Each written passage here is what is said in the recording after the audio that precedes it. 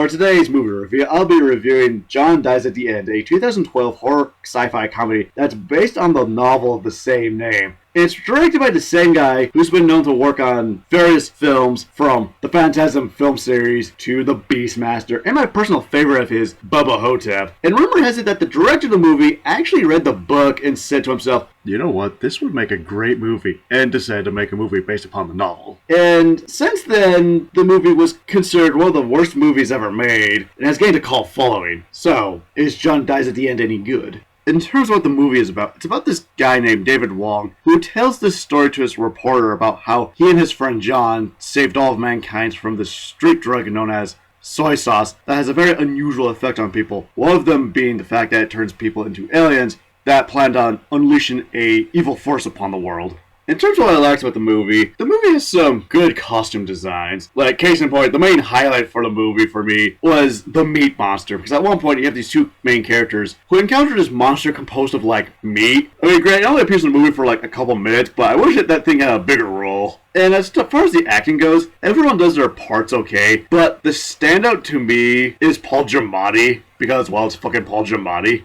And the movie actually has some interesting ideas and twists. I'm not going to go into what each of them are, but because at one point you have the main characters encounter this ghost door, and they have to open it. I'm not going to tell you how they open it, but the way they go about it, I thought was a really clever idea. Even the plot twist with Paul Giamatti's character, I was like, that's an interesting idea. In terms of what I disliked of the movie, the CGI in the movie is okay in some parts, but then there are the parts of the movie where it could use a lot of work. The story is all over the place in terms of its structure, because the overall structure of the movie is, oh, here's a guy telling his story to his reporter, and it goes back and forth way too often between the guy telling the story to what the story is actually about. And there's some parts in this movie that are just a bit too weird. Like, a bit too weird in that sense of, I think the director was trying to add as much crazy shit to this movie as possible. And there are some things that are never properly explained. Like the big one being, how the hell are these two college dropouts friends with this famous magician? They never explain the relationship between these two, let alone how the hell they know each other. And the title is misleading, kinda.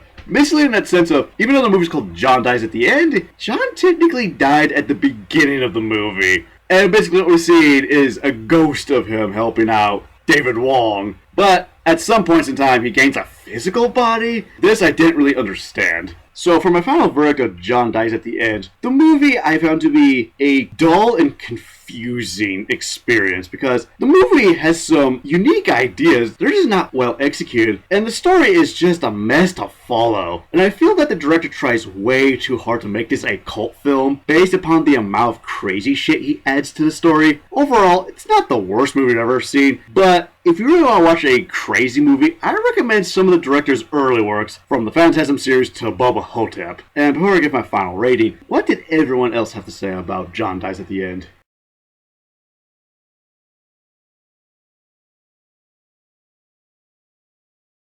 Looks like the movie got a lot of mixed and average reviews, and so for my final rating of John Dies at the End, I give it 2 out of 5. So what's your favorite cult film based upon a novel, and see you later.